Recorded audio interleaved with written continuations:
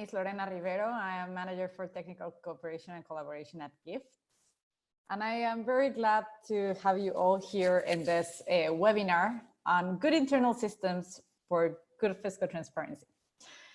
So where does this come from? Our friends here, Gerardo and Richard Allen, have written a very interesting piece on a modular approach on financial management information systems. And we thought it was worth analyzing this more in depth and having a stronger conversation around this, because something that we have seen, and since we are transitioning, we're not in the 2000 years anymore, we are in 2019, and we are progressing from reports to actually publishing the data. And then we see countries bumping into surprises on how could this very dirty data have been there all this time, or all these things that are not connected, and actually we can't use them as we wish we could. So taking from that, we decided to set up this webinar, and we have prime presenters today. So as I just mentioned, we have Gerardo and Richard Allen, who are both senior economists from the IMF, and who wrote this how to note on the modular approach for financial management information systems. We have Neil Cole, who is the executive director of CABRI, who is a collaborative I'm sorry. Sorry, it's the Collaborative Africa Budget Reform Initiative. And he has extensive experience on public financial management and working with government. He was part of the National Treasury of South Africa and has been part of CABRI since its inception. So he has a great insight on how governments are implementing reforms. And finally, we have here Gustavo Merino, who is part of the Ministry of Finance of Argentina on the IT department. So why we have him here is because he has done one of the great things that we have seen on publishing a transactional level data on a daily basis of all the spending. So that requires good management of systems to achieve. So we are very glad to have your insights here. So we are going to start with a presentation on the how to note so that we are all in the same page and know about this. So I am going to give the floor to Richard and Gerardo. So I think I'm going to share the slides for you. Great. So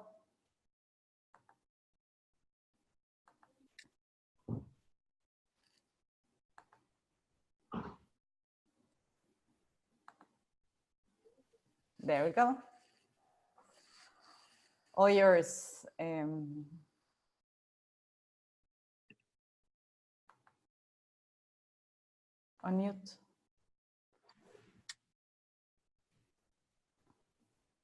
This event. We're very pleased to be helping in this, and it's nice to welcome old colleagues and friends like Neil Cole. So I'm very happy to be here. So we're going to present a little some information about a recent paper that we published called How to Design an FMIS, a Modular Approach. And maybe you could turn on the next slide. Thank you. Could someone turn on the next slide? Yeah. So we'll very quickly, this is a very short presentation. The outline looks longer than actually the presentation, but we'll talk about a bit about the purpose of the how to note, why we did it, why we wrote it, something about the evolution in the coverage and design of financial management information systems, which is really quite interesting. Some key design challenges that we discovered through a survey we did of many countries. Something about what we mean by a modular approach and how it, oh, sorry, can we just go back? Sorry. And the importance of planning and sound conceptual design, and something about the benefits and costs of the approach we're suggesting before we get to a few conclusions. And the idea of this note is to be very practical and policy oriented, so practitioners can learn from this in developing the systems they implement. So maybe the next slide, please. Firstly, I think everyone knows what financial management information systems are, but very, very briefly, we're following a definition here by Cem Dina of the World Bank, who's one of the great experts around the world in these systems. These are automated solutions that enable governments to plan, execute, and monitor the budget, and assist in the prioritization, execution, and reporting of expenditures, as well as the stewardship and reporting of revenue. So that's what FMIS broadly are. But within that definition, there are of course a very large number of different approaches and tools and instruments. The enduring objective of an FMIS is really to generate timely, relevant, and reliable financial data and reports that support improvements in fiscal discipline, improve the quality of public expenditure, and also promote fiscal transparency, which is an issue that's become increasingly important in the last 10 years. And one thing to say, I think, is that the design features of FMIS systems have really undergone a major transformation during the past 30 years. So it's time for a rethink, and it's also time for the IMF, we thought, to weigh in a little bit on this topic. We have written in the past papers on FMIS systems, but nothing for the last 10 or 12 years. So we thought it was time to come in and say something about this area. It's a very important area. We have the next slide, please.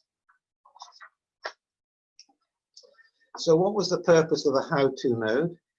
Firstly, we reviewed recent experiences of FMIS developments in emerging economies and developing countries. And as I'll mention a little bit later, we carried out a quite extensive survey of 46 countries in all main regions of the world to get some information about how they had moved forward in this area. The second purpose was to kind of summarize the main characteristics of the various approaches to FMIS design that have been applied in recent years. We also looked at a little bit the expected impact of the digitalization of public financial management functions on the design of FMISs, but we only looked at this very briefly, and we may be doing some more work in the IMF on digitalization over the coming year or two. This is a very critical area in relation to these automated systems. And finally, we discussed how increased flexibility could be built into the design of financial management information systems through what we called a proposed modular approach. And we'll come on to that a little later in this presentation. So next slide, please. What about the evolution in the coverage and design of FMISs? Well, at one stage, 15, 20 years ago, fully integrated systems, what were called FMISs, were the flagship brand. These covered everything, more or less, from core finance functions to public procurement to human resource systems to public investment and so on. So they were very large, comprehensive systems, and this was once the kind of what we call the flagship brand. But they have proved less efficient than systems which are focused on a group of core PFM modules which are implemented in a more sequenced way. And these core modules include areas such as budget preparation and budget execution, accounting, of course, and reporting, the treasury systems, and also cash management. These we define as the core elements or modules of an FMIS. And increasingly, auxiliary public financial management functions, things like payroll, public investment management, public procurement, human resource management, can be linked to these core systems through a series of interfaces. But nevertheless, despite this trend and this new thinking in approach to design, many countries and their development partners have continued to promote the adoption of comprehensive financial management information systems without considering other possibilities. In other words, other possibilities would include building on existing system and trying to add to the functionalities of those existing systems.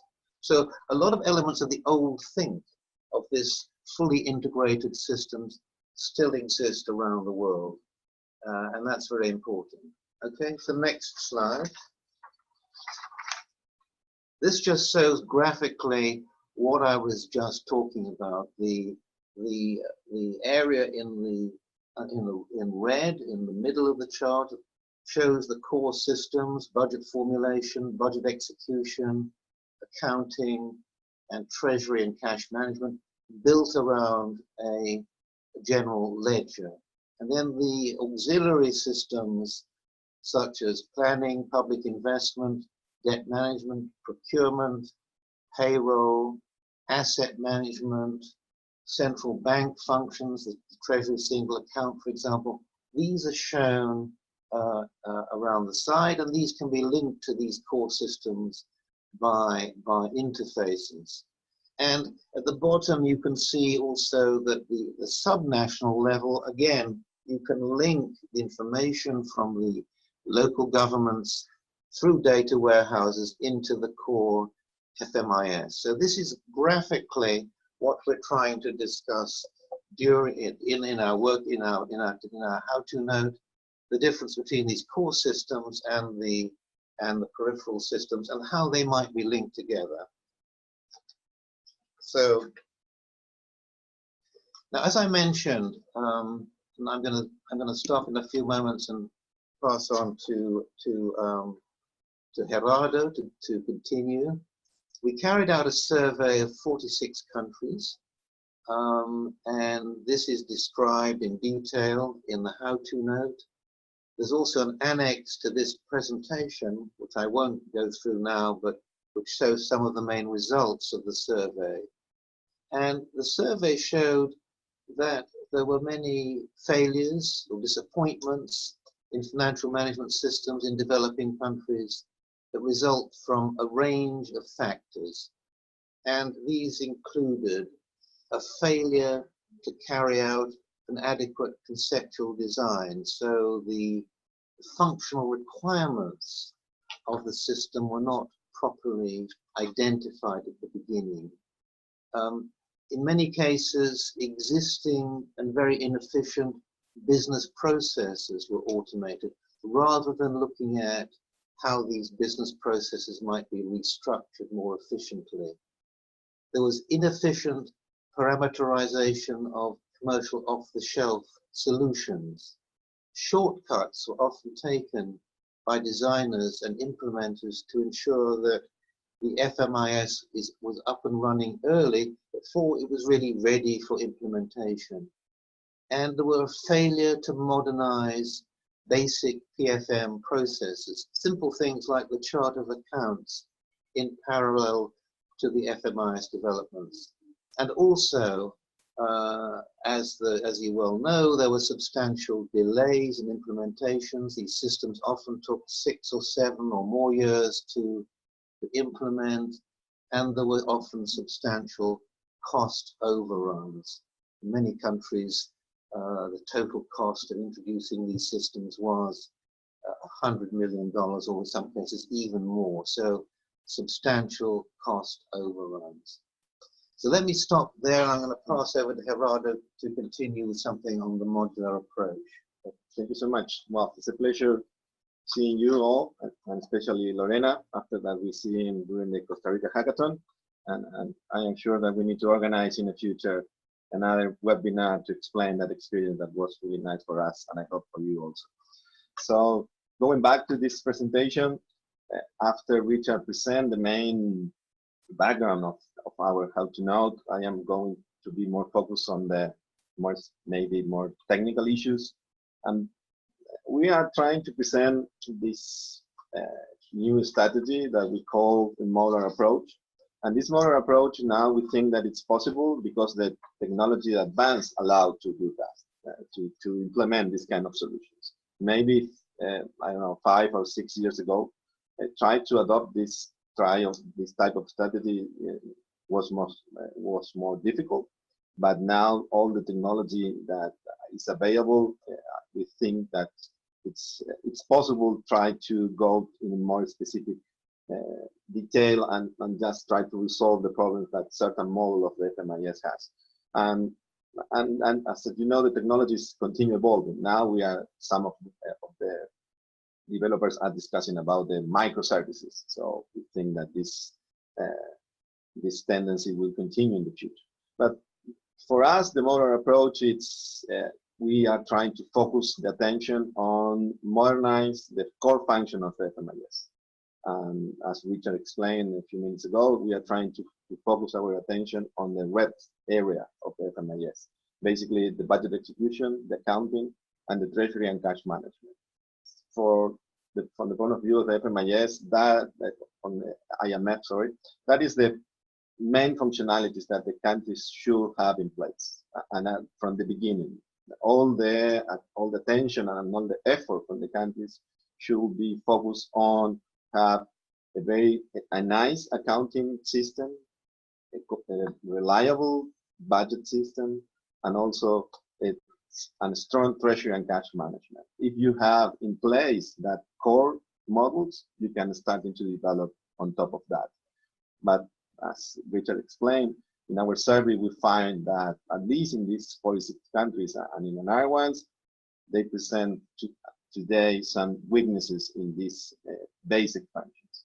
So our proposal is, if you want to modernize the FMIS, maybe you could decide to follow 3 different strategies. And this modular approach, it's trying to propose 3 main options to do that.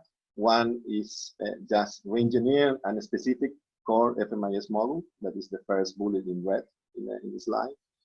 The second one is developing a data sharing layer on top of existing core FMIS model. Some countries, especially in Africa, has different systems in different departments between the Ministry of Finance, and you can connect that different systems. Or in other countries, you could migrate the core FMS systems to the cloud, because in some countries, the functionalities of the systems are fine, but the problems are with the hardware and with the platform. So instead, to replace the entire system, you could just focus your attention and try to improve the model that has problems. So that is basically the idea of this modular approach. And we propose utilize APIs or interoperability layer between the different models or information systems. But at the same time, we suggest also use more agile software development methodologies. We think that also the software industry now has more agile strategies, and FMIS should apply that kind of strategies. And at the same time, we think that if, for example, if the FMIS has accounting model, budget model, and the treasury, and just the accounting has problem, try to focus the attention on the accounting model and try to resolve the problem that the accounting model has and maintain the other 2. So in that way, we think that this kind of solution could be more cost effective than try to replace the entire FMIS again. So if we can go to the next one. This is just a high-level schema. We are talking about that we have the 3 main models in the core that we presented before. the budget execution, the accounting, and the treasury cash management. All these modules should be connected or exchange information through an interoperability layer, and all this information should be stored in a data warehouse. So our main message, one of our main messages is try to be focused on the core. And instead to, as Richard presented before, that huge schema with a lot of modules, with a lot of functionalities. For us, the attention in the country should be have these basic modules in place from the beginning. If you can go to the next one. But to apply this modular approach, or to, in any case, to modernize the FMIS, you need to give a really importance to planning and sound a conceptual design. The conceptual design is a key aspect of any kind of system, and especially for the FMIS. So before to start any kind of development, you need to make an in-depth assessment of what is the situation that the country is facing. And we think that some of the conditions and some of the proposals that, for example, the Fiscal Transparency Code from the IMF established related to fiscal reporting is a good guidance to do that kind of assessment. But that assessment also should review the main business rules and the definitions included in the conceptual design of FMIS. Because in some cases that definitions are incomplete or are not updated. So you need also review that. And also you need to take in account which is the plan of reforms that the country is trying to face in the future. So it's a good stage when you are reviewing and you are deciding what is the strategy that you will utilize to modernize the FMIS, but not only try to resolve the problems that you have now, but also try to resolve the problems or the challenge that you will have in the future. So if we could go to the next one, please. We think that this modular approach has some benefits and costs. In the case of benefits, in the left side of the slide,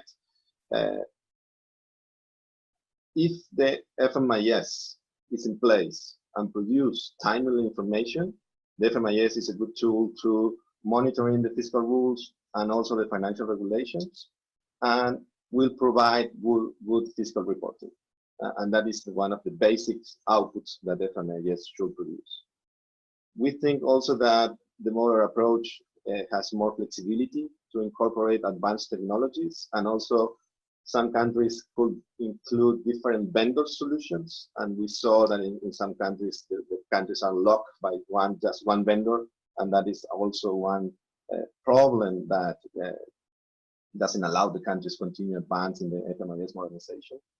Also, this modular approach could help to use the various type of software and hardware architecture. It's not just tied to web-based solutions. And Richard mentioned that we just touched briefly some new innovations in PFM. We think also that the modular approach will include some machine learning, artificial intelligence, or big data initiatives in the FMIS functionalities. But this modular approach also has some costs related. The most important is that you need to develop a common set of standards for the various information fields. Since you could have different models and different technologies, so you need to be very sure that you have common standards and all the information means the same for all the models. And maybe if you have different technologies, maybe all the supporting of the system could be more complicated, and maybe you could increase in some case the maintenance cost of the system. So that is briefly the more technical aspect of this modular approach, but we could discuss more in the webinar. Can we have the next slide? This is the last slide, actually. Thank you. Yeah. Here we go. No, we don't. Yeah, Here we go. Just a few conclusions from this work. I mean, first of all, the survey we carried out showed that many developing countries and emerging markets continue to face a lot of severe challenges in modernizing their FMIS systems. These challenges are associated with how they define the core functions, the coverage of the systems, and the technology and platforms that they use for the system. So it is time for countries and for development partners such as the bank and other donors to take a fresh look at this problem, because a lot of money has been spent. I think the bank has spent about, is it $2.5 billion? $2.5 billion over the last 25 years in implementing financial management information systems. That is a huge amount of money, and the performance of these systems has been, in some cases, quite disappointing. The second conclusion is that replacing a core FMIS with an entirely new system is unlikely to be the optimal strategy in most cases. And we have suggested an alternative approach called the modular approach, which in many cases would be preferred to replacing an entirely new system.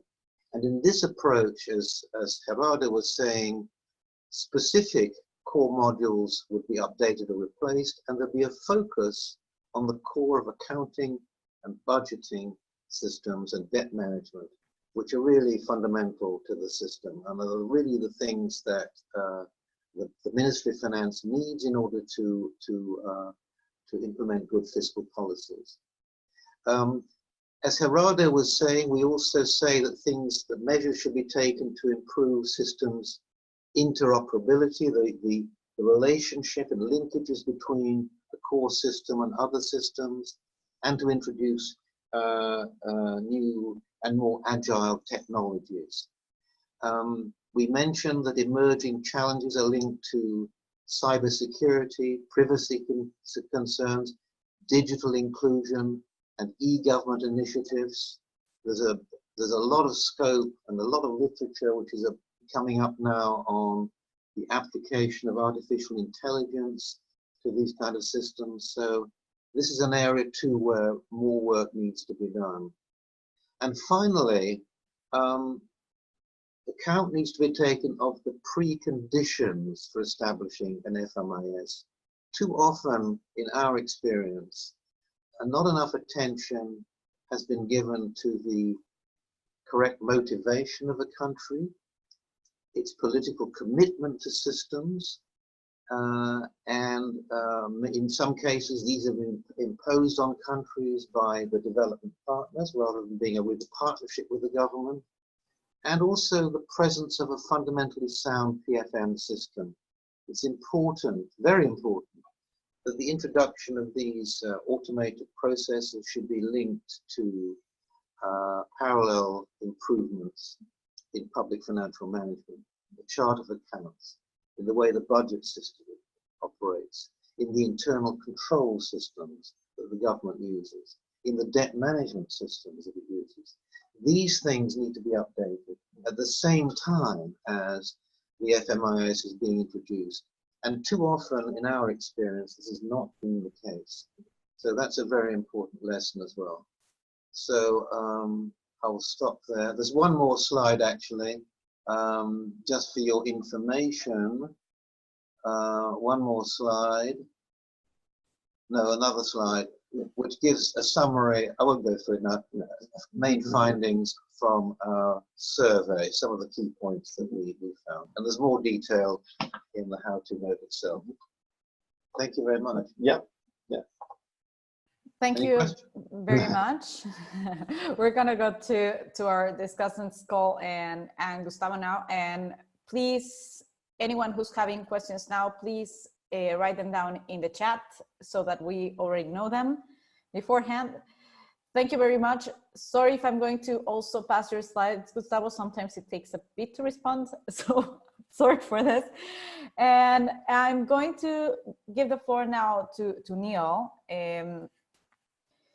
he also took a look at the note, and he is going to discuss on the application of this towards the African context.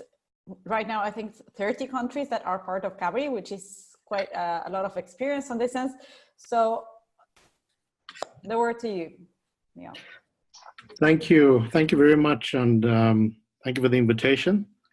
It's also good to be sharing this platform with Richard and others, and in particular Richard, because we have collaborated in the past, and maybe it's been too long since our last collaboration. I mean, I agree that it is a really timely paper. It is a good paper. It's a timely paper, precisely because of some of the reasons given in Richard's conclusion, and that is that countries have made very significant investments in integrated financial management systems in terms of the time, costs, and also the World Bank and other bilaterals that have supported the design and implementation of these systems. It's timely because we're certainly hearing from many ministries of finance across Africa that these systems are not functioning in the way that they were intended. The kinds of things that they promised to do, they really are unable to do.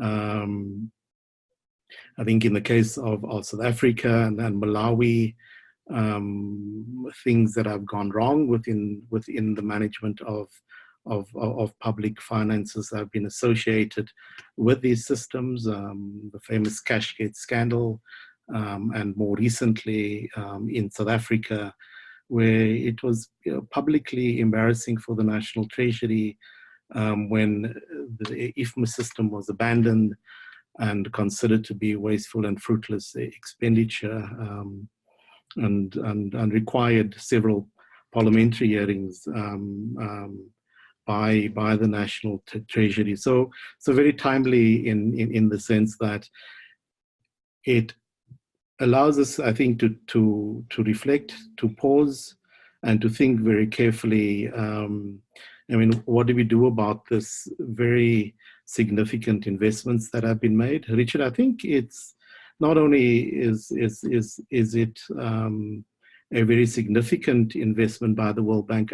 I believe that it is the biggest single investment made by the World Bank if one lists the investments that have been made in public finance management reforms. So what was spent on IFMIS systems certainly way above the other reforms such as MTFs, program-based budgeting, etc. I liked the point that was made in the paper on what is needed for an IFMIS to work, because it certainly points to the kinds of things that were missing that could have contributed towards failures. So things like having a well-capacitated IFMIS unit. This is a unit that is able to take the process through, more of a project management unit to take the process through design and implementation, and able to deal with some of those implementation challenges. And if you think about the investment that is being made, it justifies having a well-capacitated unit that is part of the design and the project management and the rollout. It's certainly one of the problems that was pointed out in the South African case, that not enough was invested in project management. I think a lot goes wrong with the conceptualization. I think this comes out in the paper and also in the presentation that was made. And sometimes it is caused by the accountants in the Ministry of Finance and well, I suppose what one can call the economists or those in the budget office that are unable to agree on what the system should look like, what the system should be delivering on. Certainly, in my years in the Treasury, when we were busy with the conceptualization of an earlier version of the FMIS, that we had some very heated disagreements with the Accountant General's office. I think that there's also the whole area around contract management, and maybe this is something that the paper doesn't cover sufficiently.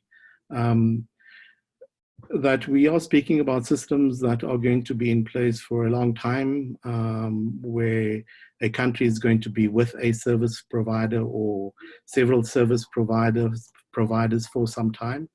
That it's important that that capacity to manage the contracts are put in place. I mean, it is one thing that there is a weakness across the public service, and that is contract management, not only in FMIS, but we also see it with countries that have implemented public-private partnerships in terms of managing those longer term contracts. That's certainly also one of the complaints that one hears from countries when they've been speaking about FMIS systems, is that they have difficulties with service providers. I think in many countries, and your point that was made in the paper on political and technical leadership, I think there are many cases now where there is a negative perception from political leadership. And I think that's understandable, because the systems have not delivered that which they have promised to deliver on. So if you look at a PowerPoint presentation by a country that is starting to invest in an FMIS, you'll always see the one line, and that is that the FMIS is going to eradicate corruption. I mean, that was the presentation that was made by the financial secretary in Malawi in presenting the system, where they did have the big Cashgate scandal. That they were quite emphatic that the system was going to eradicate corruption, and we know that, I mean, it did not do that, and maybe in and of itself, no FMIS system can eradicate corruption.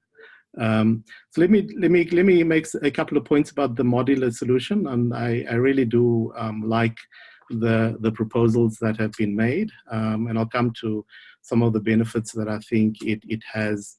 But maybe just on the diagnostic that is proposed, where the decision is taken as to whether the system should be replaced in its entirety, or whether certain modules should be introduced or added on. I think that we may want to, and the paper doesn't elaborate too much on this, but maybe we'd want to look at different approaches to that diagnostic. Maybe not just a technical assistance to a country to help with the diagnostic, but maybe to explore some other approaches. I mean, and Richard knows this, I have a bias to the PDIA approach.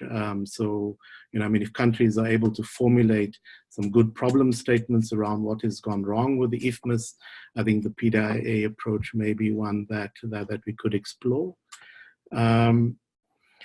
I mean, the one thing about the paper where I was a bit uncomfortable about, and that was where it says that if a system is 75% dysfunctional, then a country should consider replacing. My discomfort is that if a system is 75% dysfunctional, then a lot has gone wrong with the system, and it's unlikely that that is all just technical. So it probably requires a country to be thinking a lot more carefully in the diagnostic that it is undertaking, what it is that went wrong, both in terms of capacity, in terms of politics, leadership, technical difficulties with service providers. A 75% dysfunctionality probably points to a problem that was in the early stages of the design and conceptualization. So maybe just some more elaboration around the decision to replace or to go for the modular approach. So just to end with some benefits that I think this approach brings, in addition to what is already in the paper. I think that it aligns well with capability. So it's not just about what the basic need is of a country. It's going to introduce certainly in the way that I perceive it, it's that it's going to introduce a move towards automation that aligns well with the capability of a country.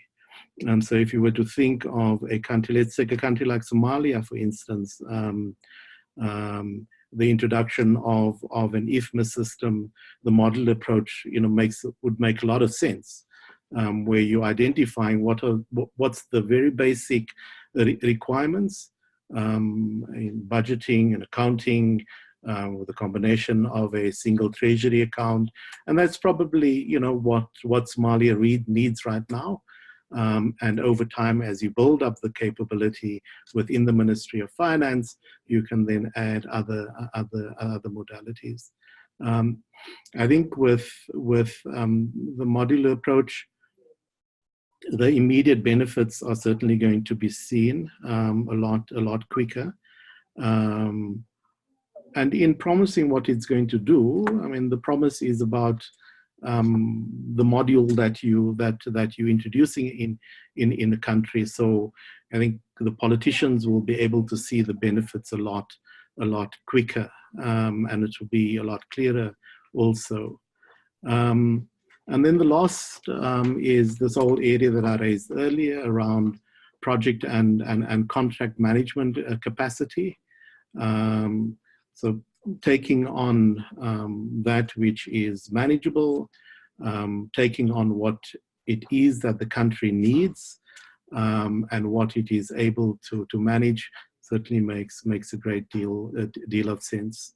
And then maybe just in conclusion, to emphasize a point that Richard made, and that is that I think it's about understanding where the country is, the context, the capability of the Ministry of Finance, what it needs, what is most immediate, instead of selling a country the full package, where it may really only need 20% of that.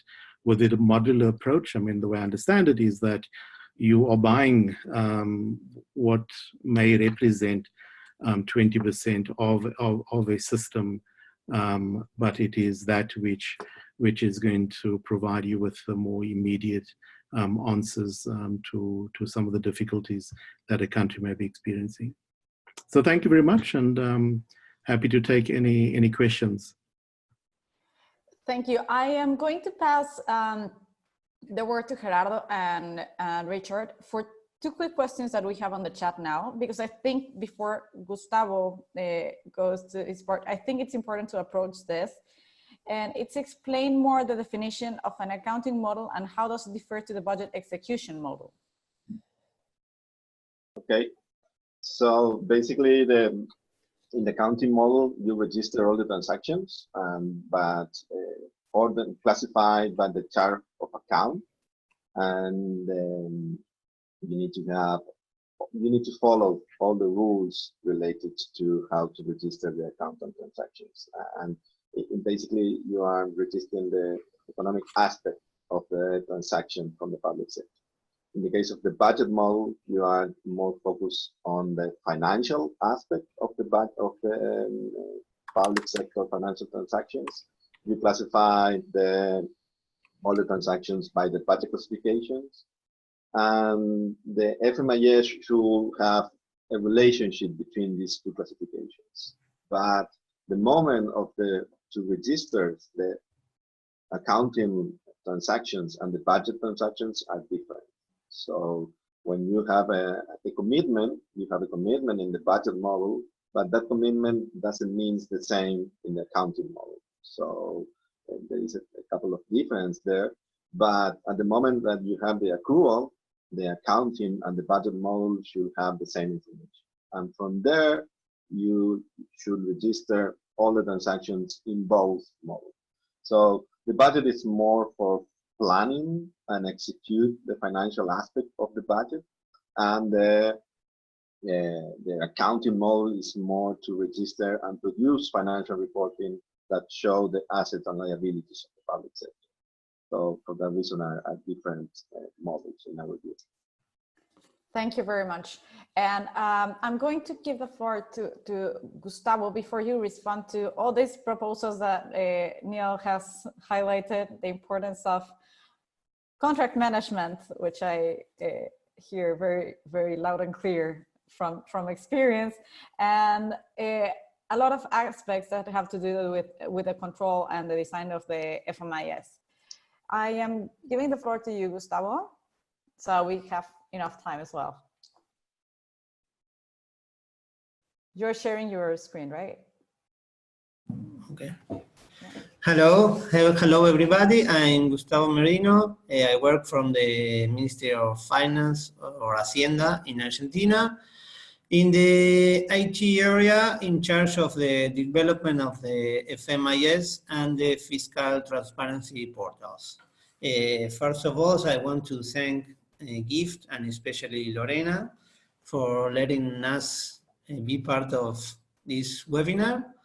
And I'm going to show you our experience in relation of the design of the FMIS and the publishing their data in our fiscal transparency portal.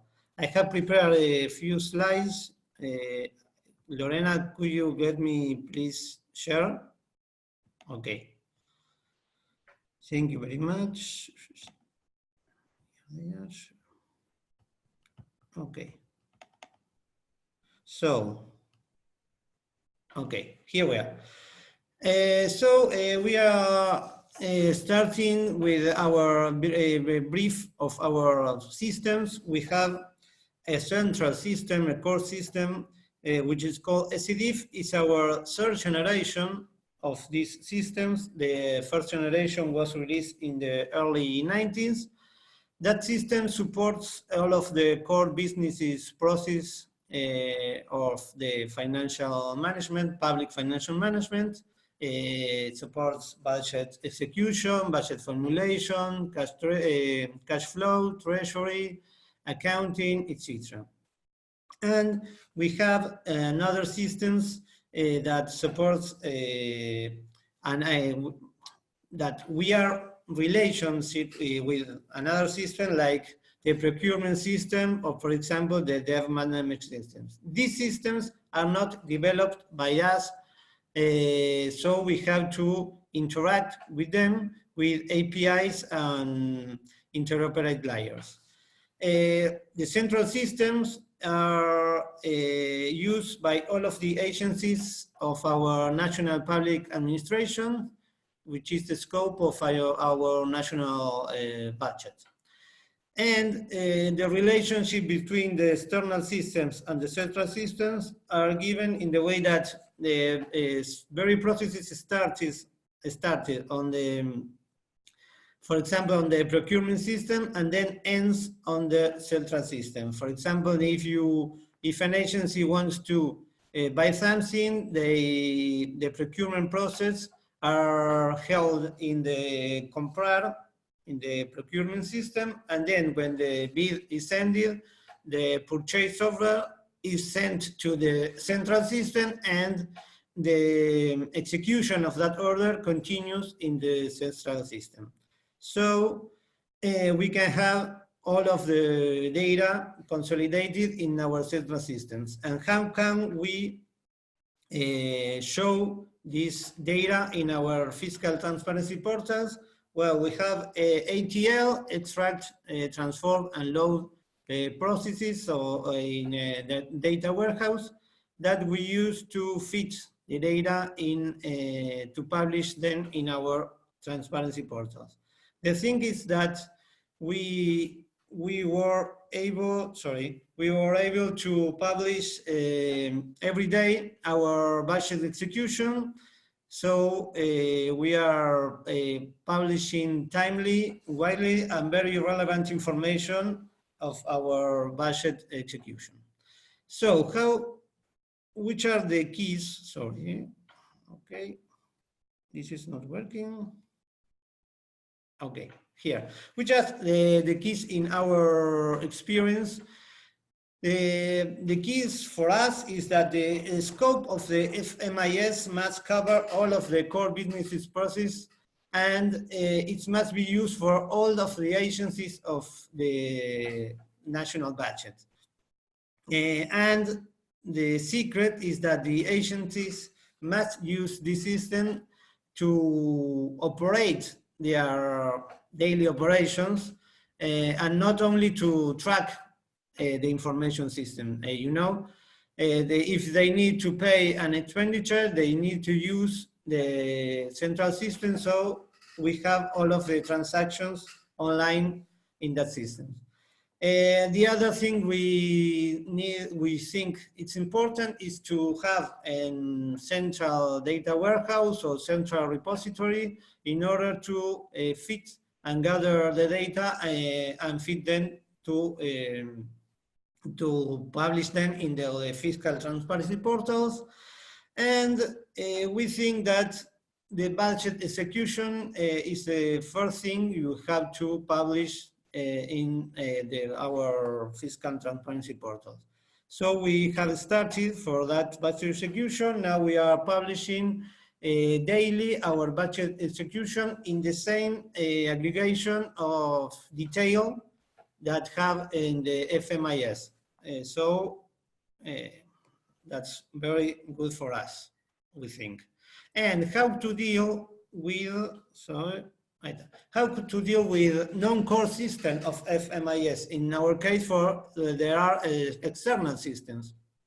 Okay, but we have part of the data of that external system we have already stored in our FMIS. So we think that the data publication should be started using only the FMIS stored data we have. In case of requiring additional data, we have to consider political strategies, involve high-level authorities in our fiscal transparency projects. For us, it's very important because sometimes the fiscal transparency is shown as a Ministry of Finance's only concern, but we want them to be seen as a government, the whole government concern. So it's important to involve high-level authorities in order to, and other agencies in our fiscal transparency projects. Another thing that we can do is to we are working with civil society organizations in order to stimulate demand and to push and move the agenda in order to publish more information. Another secret that maybe is the system is shown, the fiscal transparency portal is shown as a success. It's more easier to work with another agencies. Okay. Sorry, one more. We have to deal with this external data and we have to think about publishing external data in a different frequency of publication than our internal data, because we can't assume that they have the same quality that we have. So perhaps we have to publish monthly instead of daily or something like that. Another? Okay, but as Gerardo said, the IT industry and the world is is moving faster and faster and faster, so we have to deal with innovation. We are running now the 4th industrial revolution, and things that artificial intelligence or big data or cloud computing are affecting our FMIS system. So how can we deal with this innovation? We are sure that we are next. Okay, we are sure that upcoming generation of FMIS are going to be done in a microservice architecture in the cloud. So we have to deal with a lot of services, microservices that perhaps are developed in different ways or different technologies. So having a good strategy to gather this data is a must.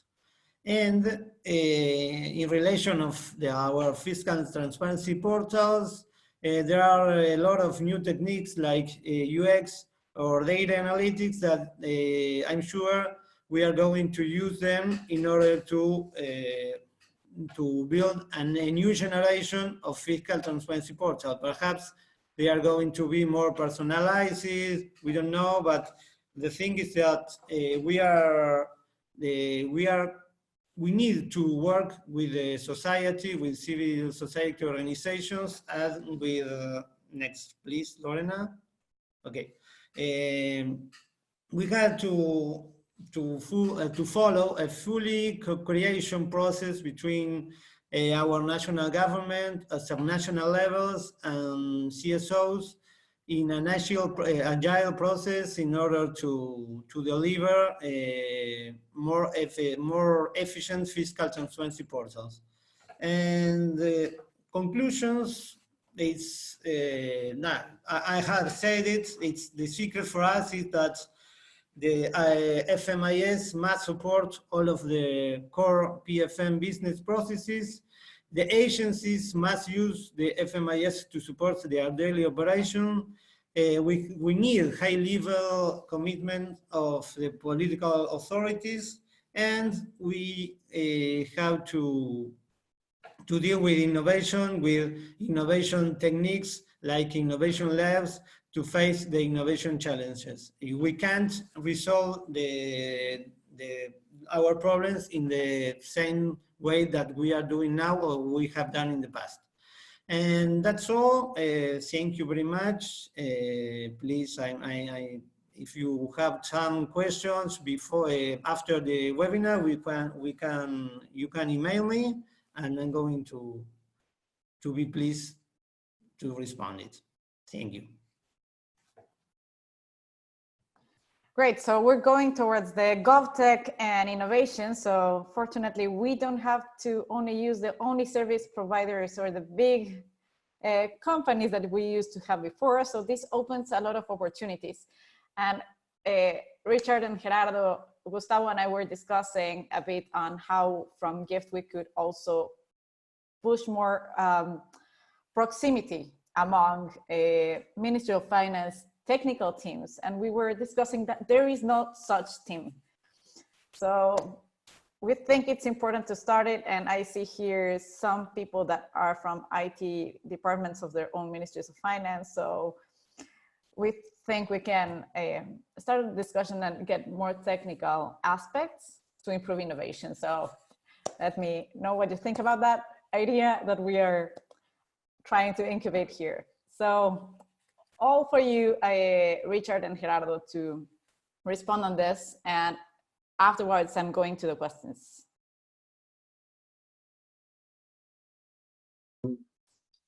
Thank you very much, Lorena. Thank you very much, Neil and Gustavo, for your comments, with which I agree. I wanted to pick up a couple of points from Neil's presentation, which I particularly thought were very good points. First of all, I think contract management is absolutely key, and I think we don't say enough about that in our paper.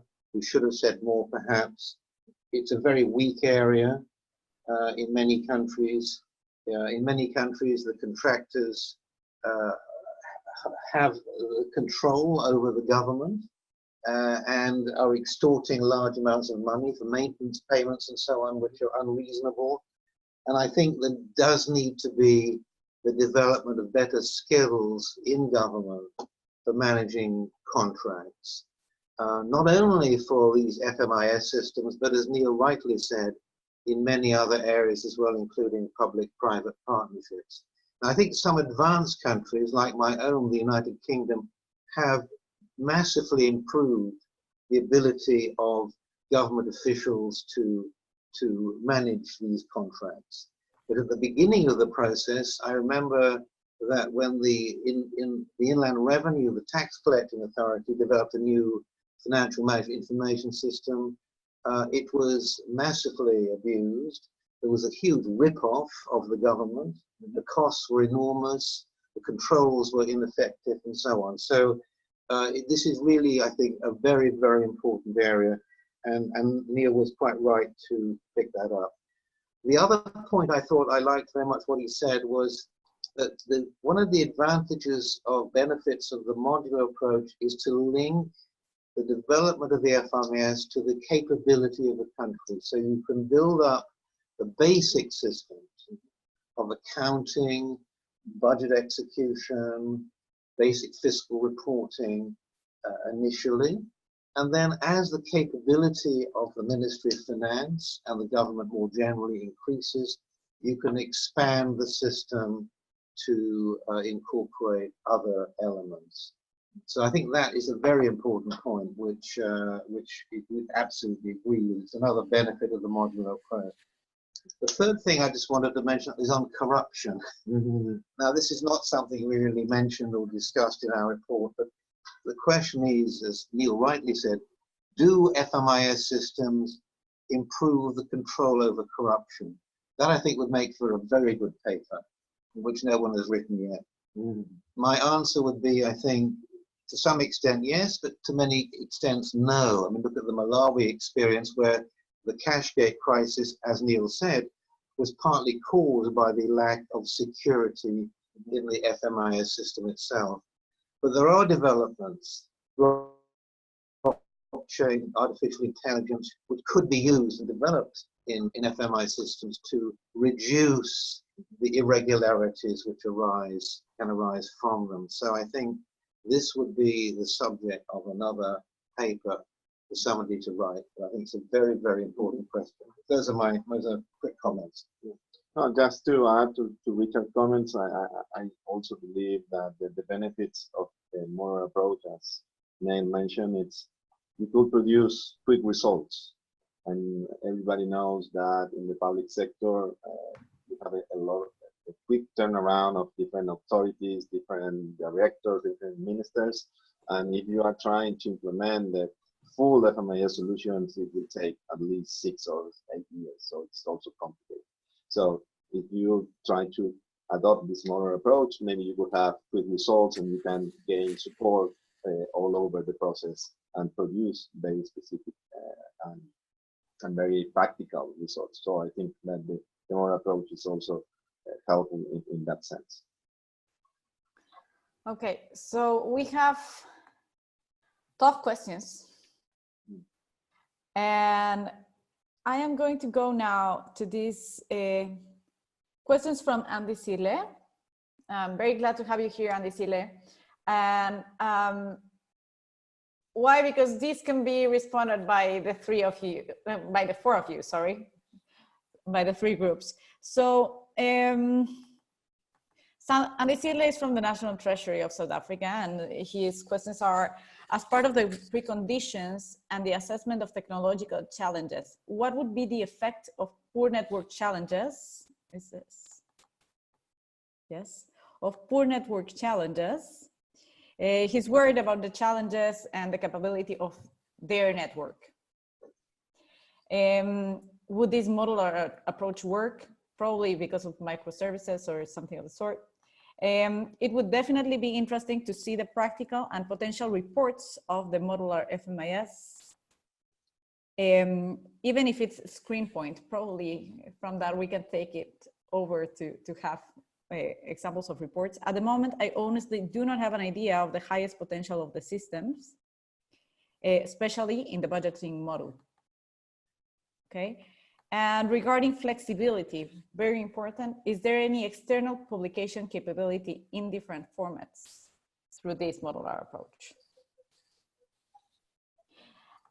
And I am also going to include this question from the Turkish Court of Accounts. And they're asking if all the papers of procurement transactions are included in the system, Gustavo. This is for you, because you mentioned that you have the traceability with procurement. And the meaning is not just the data, but the actual documents. I'm going to go through all the questions, but let me give the floor to you. I don't know if Gustavo or name wants to answer some of these topics. Maybe I could come in on the South African FMIS and the questions that were raised by Andisile, and maybe this is not necessarily a direct answers to the points that he raised.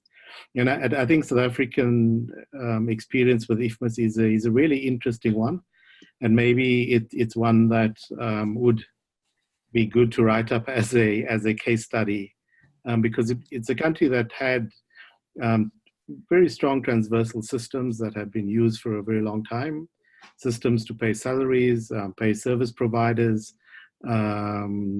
systems that controlled expenditure. It had quite extensive Excel databases that we used for budgeting purposes. Most of the information that you see in the various budget documents are taken from Excel. 10 years of expenditure data, a lot of that is generated from those transversal systems that are already in place. And then there was this really long period of design or the designing of an FMIS system. I mean, if I'm not mistaken, I think it was about 15 years that the country took. The FMIS system on the last count was close to $100 million. And then the system is abandoned in its entirety. And from some of the reports, including the forensic reports and investigations that were undertaken, it points to weak project management. So not enough invested in managing the project over that period of time. It was largely a part-time responsibility in the Accountant General's office. So, you know, close to 1 billion rand investment where you did not invest in having a proper project management. There may have been issues around a very strong treasury with very strong separate departments within the treasury not being able to agree on the design. So quite a long period of tension between, as I said earlier, the accountants and the economists. I am worried about the South Africa rushing into a completely new FMIS. And maybe what this paper can do, or this note can do, is to bring about some pause in the thinking and the intention to rush into a new system, and maybe think about how you build on some of those transversal systems, the different modules, and the kind of investment that you want to make in proper project management and also proper contract control. Yeah, thank you. Mm-hmm. Gustavo, you can probably flexibility of external publication, the part of the Yeah, first of all, I want to say a few words about the modular approach. And I think it's very interesting, the modular approach, and it is not against an integrated system, because it may be seen that they are talking about separate systems, but the systems need to be integrated. The different parts of the system need to be integrated, so you can always have the data integrated in order to produce reports and something like that. That's the first question. The second is that if we have all of the papers of the procurement process in our central system, we don't. We only have the purchase order, which is the end of the bidding process, of the procurement process.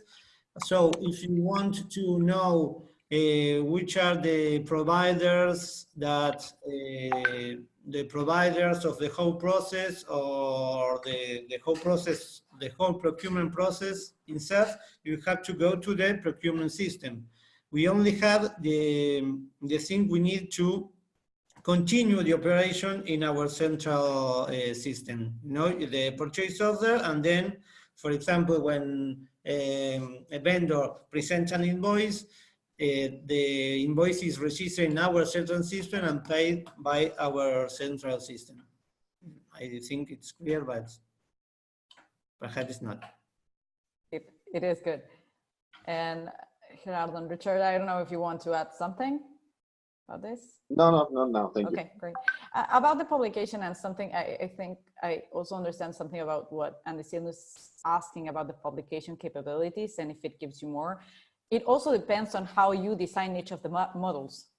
You need to ask for this characteristics. So it's not like you change to the modular approach and then your publication is going to be better. It also depends on how this model is designed. Because it can be a totally different thing.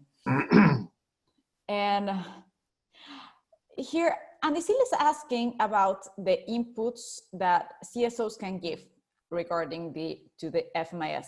And he's asking Gustavo, and I'll let you answer, Gustavo, but I would really like Gerardo to mention a bit about the hackathon that we had, and we can make the webinar about this in detail, but let's just introduce, because it's a great way on how civil society can interact with internal systems. Gerardo? Yeah, for sure. Well, we believe that the civil society has a lot of inputs to provide for FMIS, and especially in the future when the FMIS will adopt some new technologies. We are discussing internally some opportunities to adopt, for example, machine learning or artificial intelligence in the line that Richard mentioned, to try to prevent the fraud of the corruptions. We think that if the FMIS could detect some irregular transactions, could flagship some kind of alert to the authorities. Obviously, this is always the stakeholders has different incentives and could try to going around all the controls. But if you have more powerful technology that will help to prevent the fraud, I think the FMIS is a good tool to support that kind of thing. And the civil society has a lot of initiatives in that sense. So we think that we need to learn more from the civil society about which is the main points that are important for the civil society. For example, conflict of interest between the congressman and some companies and some sectors. I think that it's a huge topic that in the future the PFM systems will try to resolve. And going to the hackathon in Costa Rica was a really nice experience. We put together almost 40 people to try to resolve how to improve the payment of the social problem payments, and also promoting the financial inclusion of the beneficiaries, especially from the women. And we received an amazing proposals to resolve the thing, to resolve the problem. So just to mention, with one of the solutions, the solutions allow the government to reduce the payment period from 3 to 5 days to just 24 hours. And also at the same time send a message to the final beneficiary saying that the money is in your bank account. And with that, just with that simple measure, you could help the beneficiaries to not to walk 4 kilometers to go to the ATM and just go there and doesn't have the money in the account. And that is a huge modification for the beneficiaries. And another one is an app that helps the beneficiaries to know more about know how to manage in a better way the resources. And that solution and that proposals came from the civil society also, and also for the entrepreneurship that participate in the hackathon. So I think that the hackathons are a good tool to promote also the participation of the civil society organizations in the PFM systems. And I hope that in the future we could do a couple of that initiative more with the GIF and other organizations.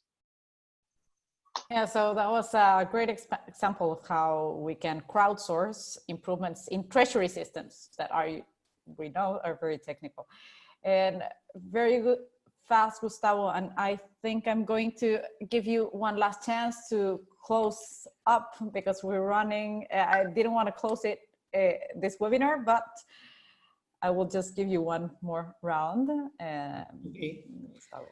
We have been working with CSOs in our fiscal transparency portals, but in the way that we were working, they can push in asking about publishing data that is held by, for example, national levels or subnational level, because here in Argentina we have a federal country, and most of the function of the government, for example, education or health, are given not only by the national government, but from the subnational levels too. So if we can show a part of the history, they can demand for more and more information. And what caused that perhaps the subnational level doesn't have the FMIS so strong that we have in the national level.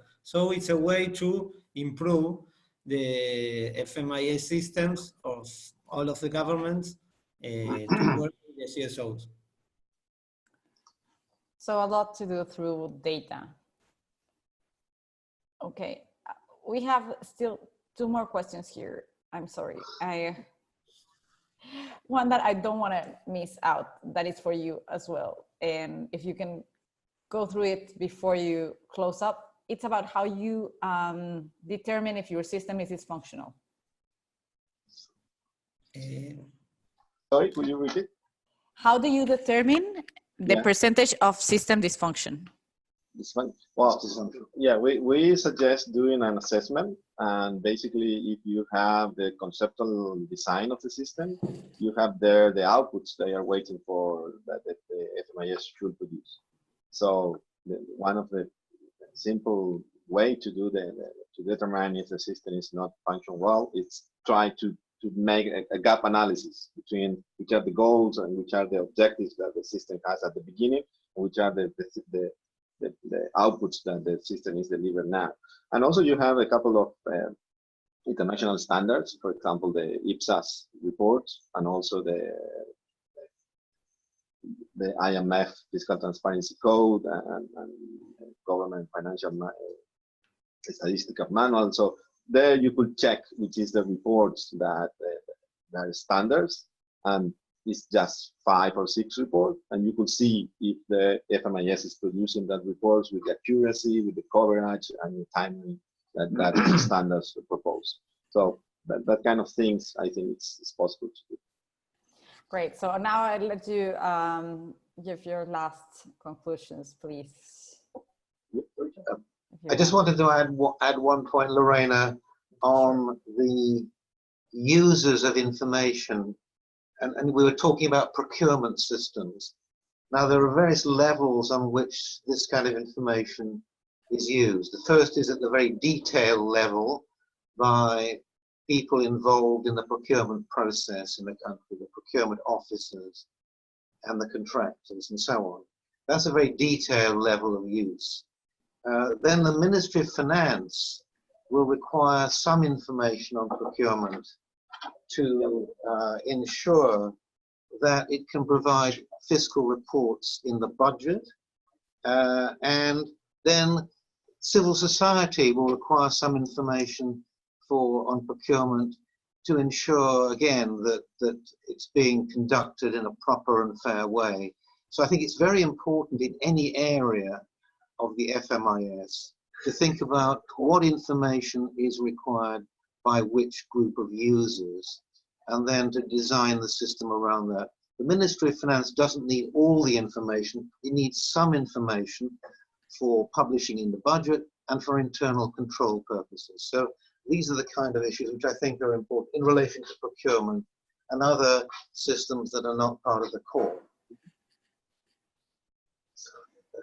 Great, which is very important. Most of the cases, procurement systems are not connected to FMIS and not even in data layers. So, cool. Neil, sorry, Neil, you are on mute.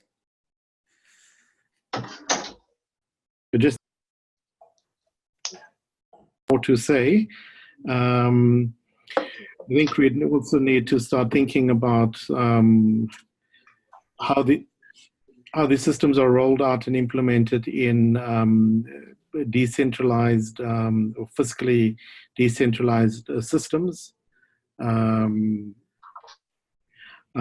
some of those systems could be based on federal or federal systems or hybrids of federal and unitary systems.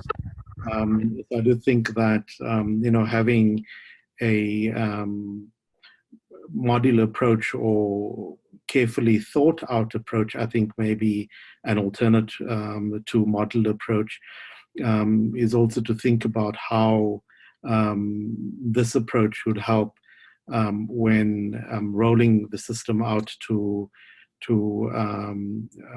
sub-national levels. Thank you. So any final remarks from our presenters? Great. Okay. Yeah. So thank you all for being here. Gustavo, you were going to say something? Or? No, I'm going to say that having the modular approach, we are going to. It's impossible to think about, for example, 8-year project in developing a whole system, because we don't know what is going the IT world in 8 years. So we have to deal with this modular approach. It's the only way to innovate, not only in the FMIS, but in all of the systems we know. They are built and they are going to be renovated in a modular approach. So I think that we are going, we have to go in this way. And I want to thank you and all the rest of the people for this webinar. It's very important for us to be in GIFT and to be with you, sharing our experience and learning. Great. Neil, I see that you have a raised hand. Yes, I just thought that considering that all that we do is a public good, I would do some advertising. So we are, and I'll provide all of you with more details as we do more planning around this. But we're planning a policy dialogue on information systems in public finance management, and there's certainly going to be a slot for a discussion on IFMIS. We decided not to make the policy dialogue about IFMIS because I think there are other information systems, and in thinking about information, there are many facets to it. So it's going to be a case studies that we'll develop, a policy dialogue, which is really the peer learning event. We're also thinking of a webinar and maybe going into a country review. And I certainly will ensure that the work that has been done on this paper, that we look at how that can be brought into the policy dialogue as well, and also some of the further work that has been undertaken by GIFT in this area. Thank you for allowing me advertising space.